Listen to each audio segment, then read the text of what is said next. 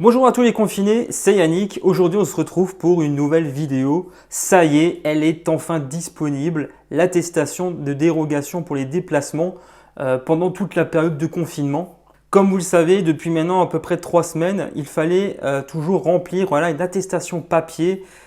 C'était assez fastidieux et à partir d'aujourd'hui, on peut enfin s'en passer tout simplement en se rendant directement sur un site internet, que ce soit de votre smartphone ou de votre PC. Je vais d'abord vous expliquer comment il fonctionne.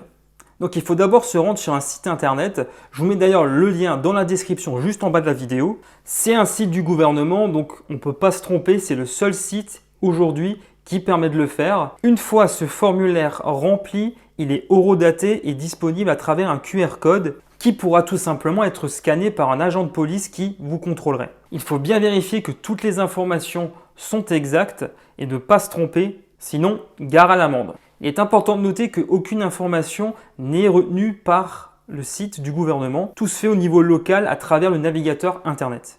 Ça faisait partie d'ailleurs d'une promesse faite par le gouvernement de ne recueillir aucune donnée personnelle à travers ce dispositif. Après avoir rempli les différentes informations du formulaire, il faudra le valider et ça va générer automatiquement un fichier PDF. Ce fichier de toute façon fonctionne sur tous les smartphones à l'heure actuelle, que ce soit Android, iOS, etc.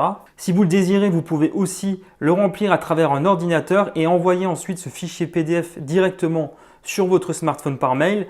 Mais ce n'est pas vraiment très pratique. Pour éviter toute fraude, le gouvernement enregistre également le moment où en fait on a créé cette attestation-là. Donc je vous déconseille de le faire juste 2 minutes avant un contrôle de police parce qu'il risquerait de voir que là vous avez tenté de les frauder. En plus, l'avantage d'utiliser un QR code, c'est d'éviter la transmission du virus qui, comme on le sait, peut se transmettre très facilement par contact. Là, l'officier de police peut rester à une bonne distance pour scanner tout simplement ce fameux QR code et vérifier son authenticité. Donc comme j'avais indiqué tout à l'heure, il n'y a aucune application actuellement disponible pour faire fonctionner ce dispositif-là. Il faut se rendre sur le site du gouvernement qui est le seul site à être habilité à vous fournir cette fameuse attestation. Voilà, on arrive maintenant à la fin de cette vidéo. J'espère qu'elle vous a plu. N'hésitez pas à mettre un pouce en l'air et à me laisser un commentaire juste en bas. Et surtout, prenez soin de vous, restez chez vous. Pour ma part, je vous retrouve très bientôt dans une prochaine vidéo. D'ici là, portez-vous bien. Allez, ciao tout le monde.